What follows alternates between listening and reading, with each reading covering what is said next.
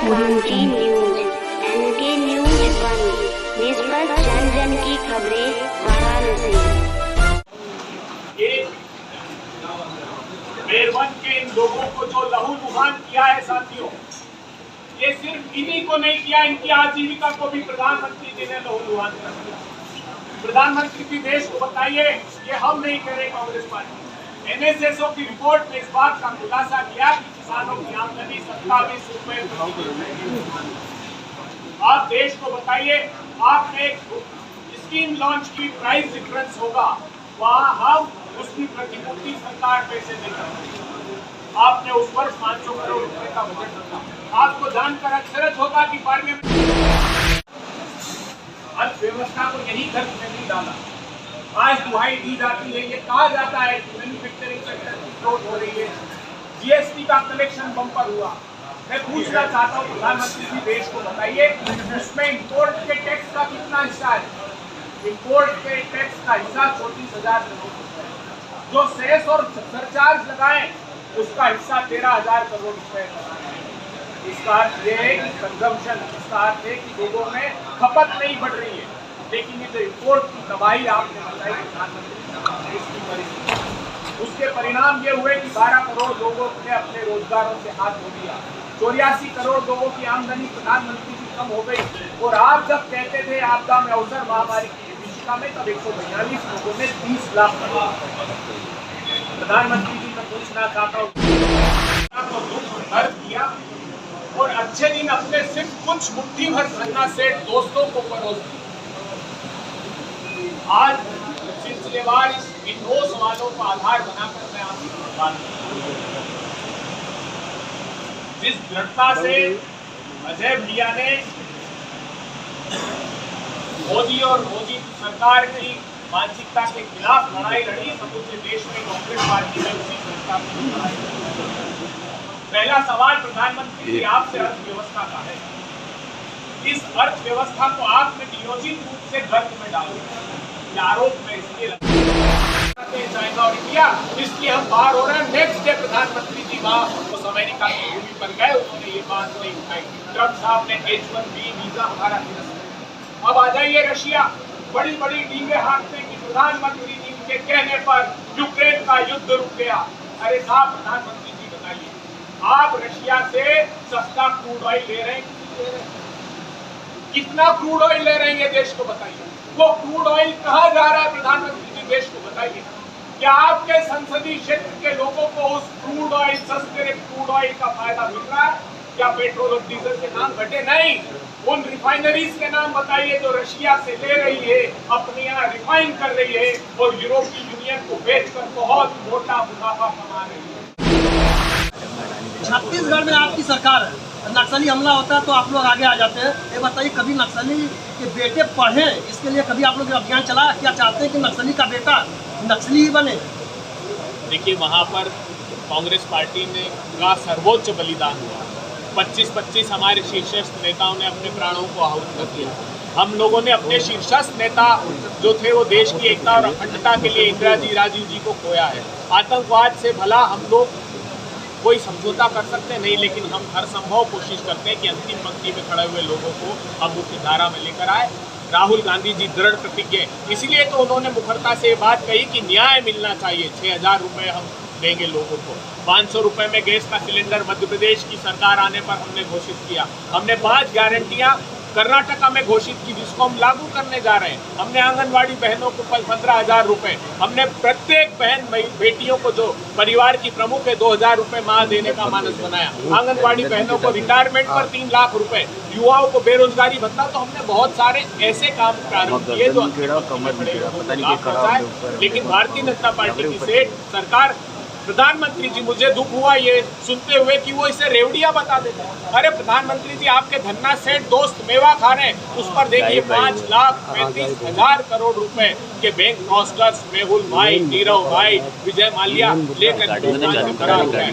हर्ष गोयनका ने एक ट्वीट किया है, देश के बड़े इंडस्ट्रियलिस्ट ने, एक खेल और चल रहा है।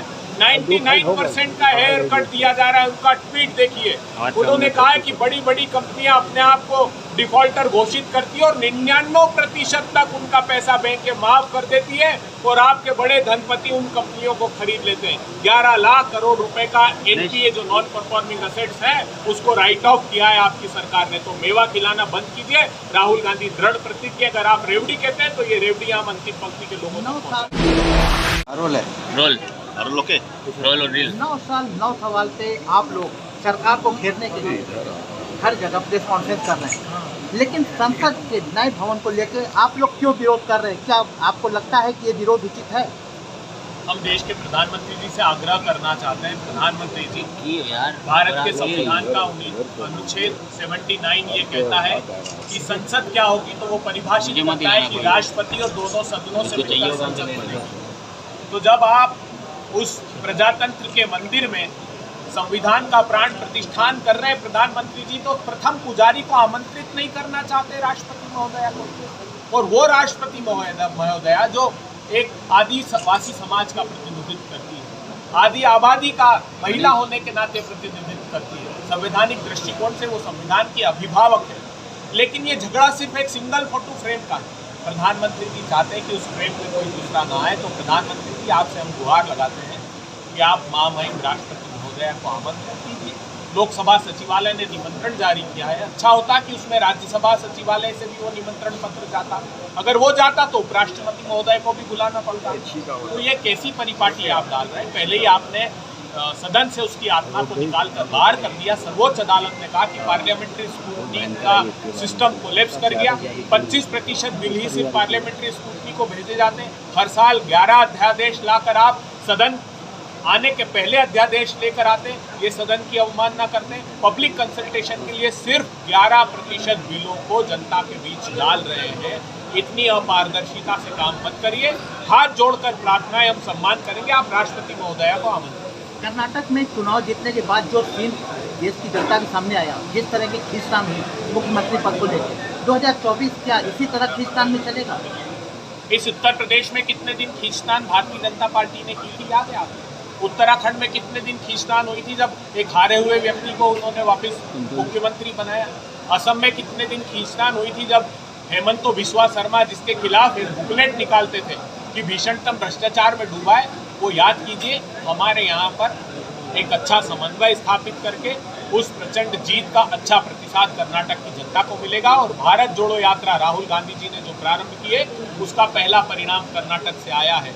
अब जन सरोकारों के मुद्दे पर देश निर्णय लेने लगा है। इस सांप्रदायिक ध्रुवीकरण की राजनीति का अंत हो गया। प्रधानमंत्री जी का ना दुखड़ा चला ना मुखड़ा चला। उन्होंने कहा ना मुझे गालियां दी, मेरा दर्द सुनिए, पर जनता ने कहा नहीं, आप हमारा दर्द सुनिए प्रधानमंत्री जी। आपने जो दर्द दिया है उसका परिणाम आपको भोगना। देश में तो विपक्ष अपनी भूमिका निभा रहा है, लेकिन विदेश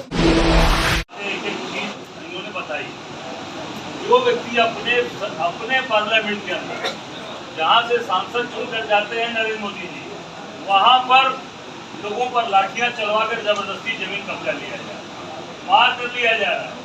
ये जीता जागता उदाहरण है, प्रमाण है कि किस तरीके की सोच के लोग इस देश के सत्ता पर काबिज हैं। ऐसे लोगों के हाथ में यहाँ की जनता ने उनको सत्ता दी है। और देखिए, अपने किसान साथियों को, अन्नदाताओं को मारकर हाथ तोड़ दिया, पैर तोड़ दिया, और जो वहाँ की बहू बेटियों थी उनके साथ किस तरीके की बदतमीजी किया है यहाँ के प्रशासन ने।